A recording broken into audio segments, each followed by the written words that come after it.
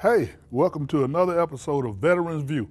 And today we have with us Ms. Peggy Martin, the chairwoman of the Russell County Commission, and Mr. Ken Davis, the District Attorney for Russell County, Alabama. And today we're going to talk a little bit with Ms. Martin and Mr. Davis about the things and how our government get involved with helping veterans. But first, before we do that, I would like to have Ms. Martin to introduce herself and tell us about her career, because she's been in government for a long time, and then we'll go to Mr. Davis and do the same thing. Ms. Martin? But thank you, Leroy. It's a pleasure to be here with you and to entertain the audience, so to speak. Yes, ma'am. But I appreciate that the people saw fit to vote me into first city council for District 1, and that was in 1995.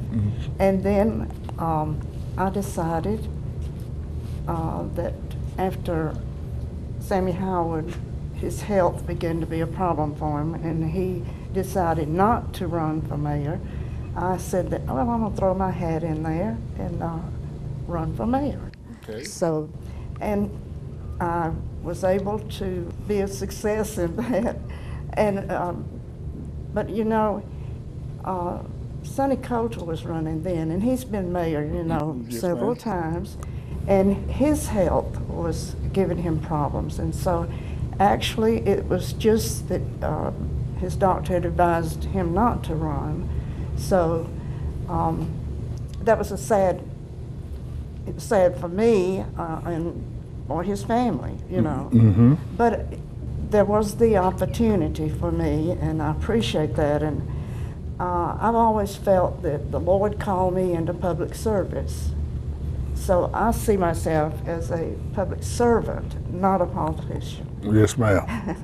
And you know, back then we were running 3 years as a term in office. So it was in '98, it was time for us to run for office. And as I said, I threw my hat in there, so to speak, and ran. And so I was elected and served until 2001, when Mr. Coulter succeeded in his venture back into the political arena and won again as mayor. So, and since that time, I had like a sabbatical, you might say, and for a year or two. And the Republican Party wanted me to run for county commissioner. So the district, and people here in the city and the county, I know they get confused with the city has districts, the county has districts. Like, for instance, I live up in Silver Lake Drive, which is adjacent to the golf course. City, that's District 1. County, it's District 3. So it can be confusing. Yes, ma'am. And we hope, as elected officials, and you know, as Mr. Davis, I'm sure he will tell you, he is a public servant also, and he serves in the legal field, which he's going to tell us about that. But I have been elected and am serving as District 3 representative with Russell County. And I feel fortunate that the commissioners have elected me to serve as chair. There are 7 commissioners, and usually we don't rotate, but every November we will, you know, elect another chair, so be it, you know. First time, and I never shall forget, you remember Jane Gallatt, she was our first mayor, woman mayor. And she, after the first meeting with the county commission, she said, "Peggy, why didn't you vote for yourself as chair?" And I said, "Well, I'm the rookie, so to speak, you know," and I didn't feel comfortable. But she said, "You should have. Vote for yourself." Okay. So anyway, that's what I've been doing ever since I voted for myself. Now, you are the spouse of a veteran. Amen, I am. And you support us very well. I want to make sure everybody knows that you are a Blue Star spouse, correct? Well, Gold Star. Gold Star. Okay, I want to make sure that our audience know that you are a spouse of a veteran and that you support us in all that we do for veterans. But we're going to talk about that a little later. I would like to ask the DA, Mr. Davis, to introduce himself and tell us a little bit about his move through the. Thank you for the opportunity to be here today, Leroy, and it's good to see you today, Peggy. I'm happy to be here. My name is Kenneth Davis. People that know me call me Kenny. I was born in Columbus, Georgia. I've lived here my entire life. I was raised a few blocks from here on 10th Avenue and 12th Street until I was 15 years old. Graduated from Central High School. I graduated from Auburn University. For 47 years I was married to Emily Carpenter. She died a year and a half ago. I have one son. His name is Ken. I came back from law school in 1977 and became an assistant district attorney here. And then in 1983, I was appointed by the governor to be district attorney. Since that time, I've been elected 6 times. The office of the district attorney is a state office, not a county or a city office. It's a state constitutional officer office, and the state is divided into judicial circuits. There are 42 district attorneys in Alabama, and we serve 6-year terms. And they are partisan terms. We have Democrats and Republicans, although most of the DAs now are Republicans. I'm a Democrat. It's my great pleasure to serve as a district attorney here, and it's my honor to be, as far as I can determine, the longest serving district attorney in the history of the state of Alabama.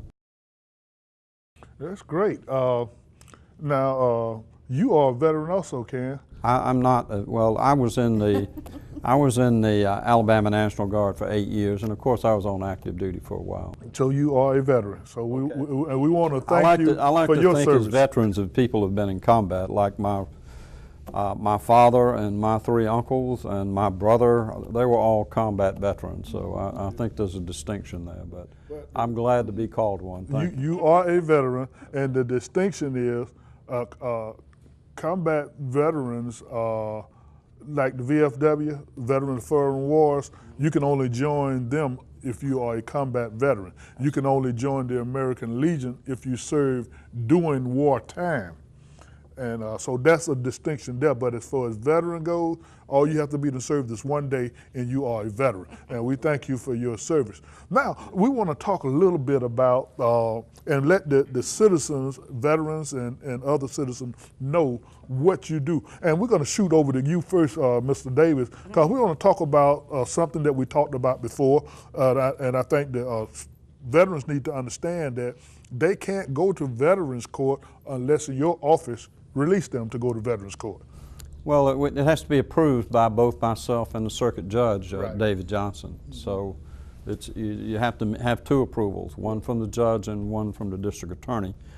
And there are limits as to what cases can go to Veterans Court, of course. They have to be nonviolent offenses. Right. And our target group that we want to see in Veterans Court are those people who have committed crimes connected with or related to substance abuse, alcohol abuse. That kind of individual is the individual that we feel can most benefit from being admitted into Veterans Court.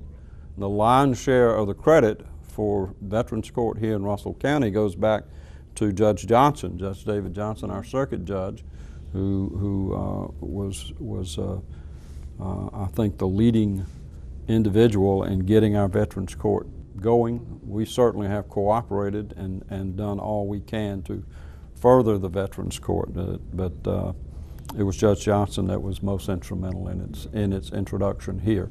Veterans Courts in Alabama actually go back a number of years. We've had ours here since about 2013. Right.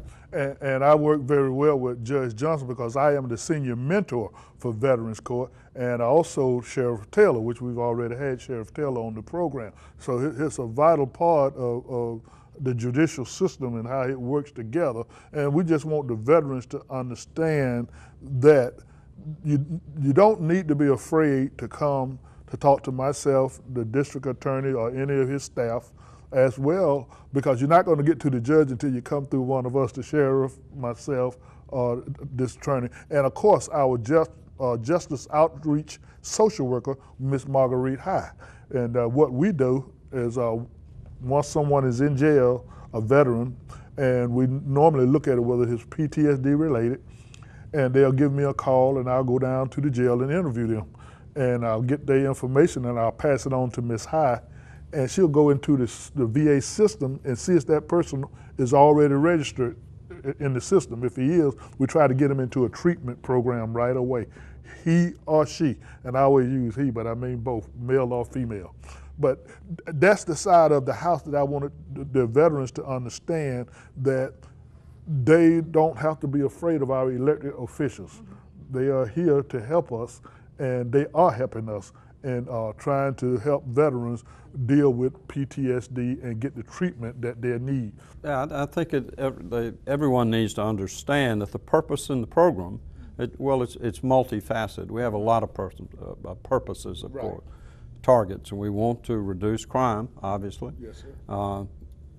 But on the other hand, and perhaps more importantly, because we are talking about nonviolent and very often first offenders here, is to get help for these individuals who can be put back on the right path, find themselves to be drug and alcohol free, live in a stable environment, further their education, find employment. Those are the things that we want to see done. Many of these people are eligible for VA benefits that can come through the Veterans Court. And we have a VA representative who appears at our Veterans Court for that purpose. And that's the very purpose that we work with, and I work with the veterans on helping them get their benefits, which is the purpose of the American Legion. We can do a lot of things, and we have a lot of assets available to us. And one of our assets are here right now, Miss Martin, Peggy Martin, the chairwoman of the county commission. You know, we do more than just help veterans, but our number one priority is veterans and their families. So we help the families. By helping the families, we help our community. And the thing that Ms. Martin and the county commissioner come in as, they give us funding to help fund Boys and Girls State. And they have been so gracious to us. And Ms. Martin, just tell us a little bit about, because you know, you being the spouse of a veteran, and you know how we do the scholarships that we try to give out to the different students. Boys State, of course, they go to Tuscaloosa, Alabama. At the end of this month, on the 28th, they'll leave to go to Tuscaloosa, and they'll spend 1 week at the University of Alabama learning how the government works. So when they step off the bus, they got to be ready to run for office, for lieutenant governor, for DA, for sheriff, Secretary of State. In other words, they're going to go through that whole week. They're going to run their own government. That's right. And without some of the funding that you give us, we would be hurting in other areas, because we do run a lot of programs. Well, and it's the people's money, you know. Yes, ma'am. And so we want to be good stewards of the people's money, and they pay their taxes, you know, whether it be ad valorem, sales tax, or what have you. And you know, you and your members are reaching out to others all the time. Yes, ma'am. And that's where you meet a need, and by giving from the budget to your educational and oratorical, the Boys State, and if I want to make a reference, I was sent by this American Legion Post back in 1954. I tell you my age, but that's all right. I'm thankful to be here. But I went to Girl State. Outstanding. And I ran for House of Representative. True testimony. And so I know what American Legion Post 135 has done and is giving still. Yes, ma'am. So it's just, you know, like when we have our budget time. Yes, ma'am. And you're gracious to send a letter, and that lets us know that this organization needs help financially, and it benefits the people. So we're more than gracious and to share, and we appreciate American Legion. Thank you. And you know, we had our first winner since I became commander of this post, and I'm no longer the commander now. I am the junior vice commander in the state, and as of next month, I'll be the senior vice when we go to convention. But we had our first winner from here, from Central High School, since I've been here, that won the oratorical contest. A young lady named, her last name is Lindo, and she's the executive officer of the ROTC program at Central High School. She won the state, and she left here and went to Indianapolis, where she did not win the national competition, but she did compete. So she represented us well, and we're looking for bigger and better things next year. And the good thing about it, we have all three of our high schools involved: Russell County High, Central High, and Glenwood High. So we're looking for great things out of all of those students. And when it comes to oratorical, when it comes to boys state and girls state, we include Smith Station. We bring them in as well. So we're doing very well. And of course, we'll be hitting Lee County government up too for some funding. Well, I'm sure they will want to share too. I'm sure. And Mr. Davis, is there anything you would like to tell us that we didn't talk about that in the court system that would be of interest to veterans? Well, I think it's important to understand that this program, in a sense, it's like a diversion program, the Veterans Court, that is. And it's not a free ride. I mean, it's not, there are obligations that the individual that's been charged with a crime has to meet and has to adhere to in order to get this treatment. Right. He's got to do the things that the court requires. That includes, as a minimum, 100 hours of public service, community service. He's got to stay drug and alcohol free. He's got to be employed if he is employable, if he doesn't have some disability. And we do have many that have disabilities. We've got about 20 right now that are currently in the program. If you are a veteran and you're charged with a crime, you're eligible so long as you were honorably discharged from the service. And you can apply. Tommy Powell runs the program, that is, clerically runs the program, and you have to speak with him. You have to apply. You have to be approved by the Circuit Judge David Johnson. You have to be approved by my office. And then you have to do those things that are outlined by the court. If you can do that for a year, you don't have a conviction. Not only is it that you don't have a conviction, but we hope that you're put back on the right path toward living a drug-free, alcohol-free, stable life where you're productive in the community and you're helping yourself. You may be furthering your education, you may be working toward a new career, but those are the things that we want to accomplish through the Veterans Court. And we've had some very positive results in the Veterans Court. Yes, we have. And I've been with the court since we started it. We work with some great people. Judge Johnson is a great judge. He is he really cares about our veterans. We go through great pains to deal with sometimes because substance abuse is really hard, especially when you come back from combat and you got so many things going on. Right. But we've been fortunate enough that we have a great judge, a sheriff, DA, and also my staff that works with me. We work good as a team to make sure that we get it right the first time and not make mistakes. Well, I've seen in the 35 years, actually 39 years that I've been a prosecutor here, innumerable times I've been contacted by the VFW, by the American Legion, about an individual that was a member, or even if not a member, was a veteran and needed some help. That was long before we had a Veterans Court. But now that we have a Veterans Court, we have a clear direction that we can go with these people. Yes, we could help them before on an individual sort of basis, but now we have a program specifically designed and directed toward helping veterans who have specific problems.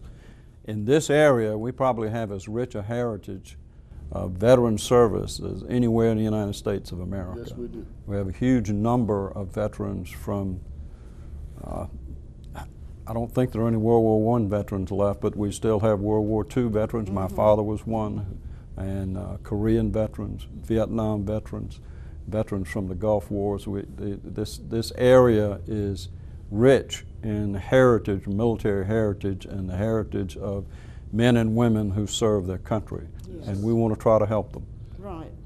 And Ms. Martin, the commissioners have been doing quite a bit in their districts as far as putting up things that reflects on veterans. I know out in Crawford, the park, the Mason home was restored, and then they put some, sold some bricks and blocks and put them down with the different veterans organizations in them.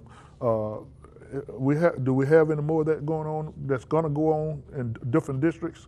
Well, I would think so. Anybody in the city that has a loved one, a friend, or, that they want to remember, that.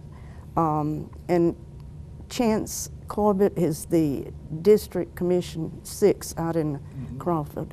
And that used to be a courthouse itself years ago.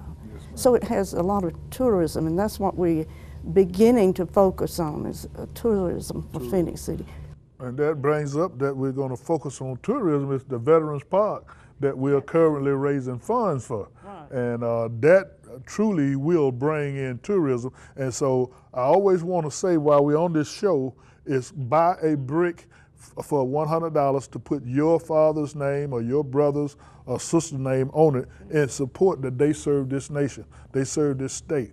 And if they are deceased, their name is going to go on the veterans wall anyway, as long as we can get it. But the buying the brick just help building the park, which is going to, in the end, bring in more tourism, bring in more business into Phoenix City and the Columbus area. So we really need something on this side of the river, and this Veterans Park is going to get it kick-started. And I want to thank you both for coming out today, sharing your job with us and the veterans out here in the community, and to ensure that they know that they can come and talk to you all at any time. Sure. And I shouldn't say any time, because you're in court quite a bit, but can make an appointment and see one of the assistant DAs if they need to. And There's always someone there that can talk to them. Can talk to them. And come to county commission meetings, see what's going on. You never know unless you come and sit down. It's open to the public, and you can come, and then you can even put your name down and talk for 3 minutes. So I just want to say thank you, and ask you, do you have anything else you want to leave with the people? Well, I just want to say, for the military, and from a widow's, outlook on it, they take care of their own, and I think we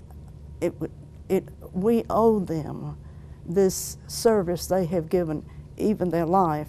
I note the young man's picture on the wall here. Yes, ma'am. That's Larry McDuffie, and his sister is Gail McDuffie. Well, and I forgot her married name. She Married name. But he was one of the first that was killed in action. So we have our own right here in Russell County, Phoenix City, Alabama, that have served and are serving. And I appreciate that. The 2 young men that were killed recently, they were not from here, but they were just, to me, they were like really boys over there. Yes, ma'am. And gave their life so that we might still have a free nation. That's true. So So, and we have a national cemetery here that we need to make sure that everyone is aware of. That's and right. on Sunday, the last Sunday of this month, we will have a memorial service there. And that memorial service lasts approximately about 45 minutes. And we do have 1 Medal of Honor winner that's there. And we love to make sure everybody know that we have a Medal of Honor winner. And if you know, a Medal of Honor winner is someone who paid the ultimate price to save a group of men and women, not just one, but he put his life down for all of those men and women who were serving them. So we do have a Medal of Honor winner in our cemetery, and we will always mention him at our service. Yes. So if you've never been to a Memorial Day service, please come out to the Fort Mitchell National Cemetery the last Sunday of this month at 2 o'clock. And you'll see a great ceremony honoring those men and women who have paid the ultimate price for this nation. And Mr. Davis, we're going to let you close us out. Well, I just want to say that I encourage any veteran who finds himself in difficulty with regard to a criminal charge to investigate coming into the Veterans Court. It's not open to everybody, but you can certainly apply. And I'm committed, and I know Judge Johnson is committed, and Mr. Powell, the people who work in that program are committed to trying to do what we can to get veterans on the right path and to help them to the extent that we can. That pretty much is dictated, of course, by whether they want to help themselves. And when we have individuals that want to do that, the program is available, and the program is a positive program that can help them right their course and come to live a stable, productive life here in our community. Thank you very much for having me. And thank you both for coming to Veterans View.